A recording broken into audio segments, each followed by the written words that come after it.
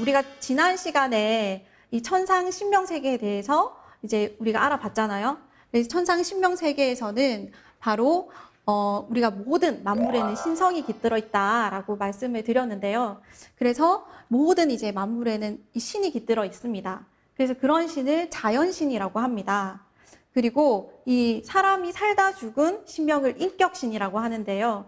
이 인격신의 종류에는 바로 만고 원신, 이 원한 맺힌 신명을 뜻하고요. 그리고 만고 역신, 뭔가 이렇게 좋은 일을 해서 세상을 바꿔보려고 했는데 이 시대를 너무 앞서가는 바람에 역신으로 몰려서 죽은 그런 영신들을 뜻합니다. 그리고 동서문명신, 이 인류 역사가 발전을 하는 데 있어서 이렇게 크게 이렇게 문명을 이룬 그런 종장들을 말씀을 하는 거고요. 그리고 동서지방신은 우리가 전 세계 각 나라마다 그 나라의 뿌리가 되는 국조가 계시잖아요. 그분들을 일컬어서 지방신이라고 합니다.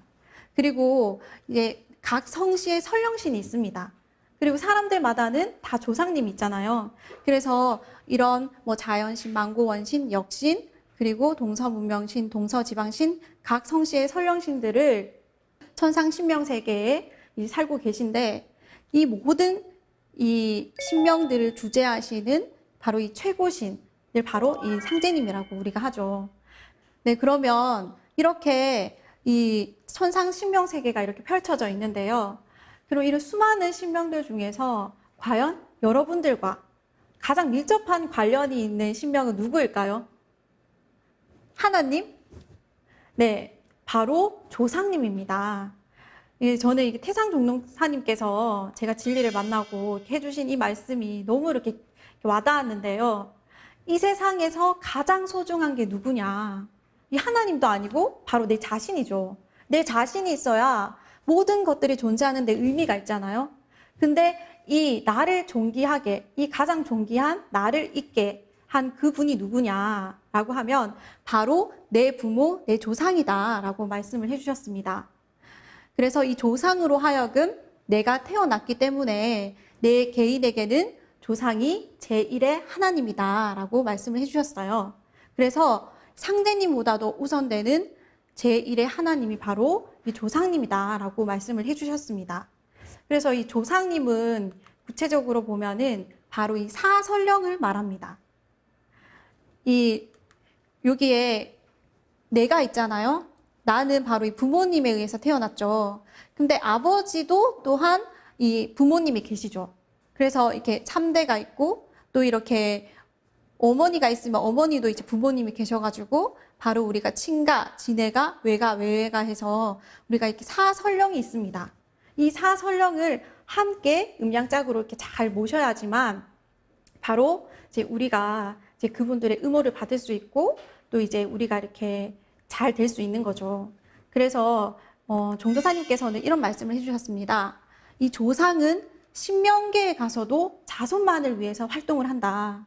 우리가 현실에서도 내가 정말 아무리 친구가 좋아도 내가 정말 큰일이 생겼을 때 나를 가장 지켜주고 보호해 주시는 분은 바로 부모님밖에 없잖아요. 돌아가신 부모님이 바로 조상님이거든요. 그렇기 때문에 항상 조상님들은 자손이 잘 되기를 이렇게 전전긍긍하고 이렇게 바라시면서 항상 이렇게 도와주시는 수호천사 역할을 하시는 거죠. 그래서 이 나무와 이 뿌리의 관계를 이 조상님과 자손의 관계로 한번 비유를 해서 보면요. 바로 이 자손들은 뿌리인 조상 기운으로 살게 된다. 그래서 내가 이 조상을 잘 섬기면 뿌리의 힘이 튼튼해지기 때문에 가지를 뻗어서 잘 이렇게 뻗어나간다는 거죠. 옛날에 그 할머니께서 하신 말씀이 생각이 나는데요. 이 큰 나무가 있잖아요. 근데 오른쪽에 뿌리가 상하면 오른쪽 가지가 또 잘 안 뻗고 왼쪽에 뿌리가 이렇게 상하면 왼쪽 가지가 잘 안 뻗는데요. 그만큼 이 뿌리와 가지와 잎은 서로 이렇게 영향을 주고받는다는 것을 알 수가 있어요. 어떤 일을 하던 간에 우리가 이렇게 각자마다 이렇게 소원하는 바가 있잖아요. 그래서 그 소원하는 바를 이루기 위해서 우리가 이렇게 하나님께 기도를 하는 그런 문화가 있는데요. 근데 상제님께서는 이렇게 말씀을 해주셨어요. 조상에게 빌고 그 조상이 나에게 와서 빌어야 뜻을 이룬다.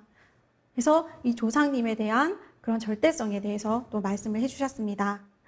그러면 과연 우리가 조상님을 공경하고 또 조상님 제사를 잘 모시는 것이 과연 그러면 단순히 그냥 우리가 이렇게 도덕적인, 윤리적인 의미에서만 잘 모셔야 되는 것일까요? 네, 저희는 이 우주 1년을 여러분 공부를 다 하셨을 거예요. 우주 1년에서 보면은 지금 우주의 여름에서 지금 우리가 살고 있는 때가 우주의 이 가을로 넘어가는 환절기에 살고 있습니다. 그래서 이런 개벽이라는 큰 3대 개벽을 거쳐서 이 가을로 이제 넘어가게 되는데요.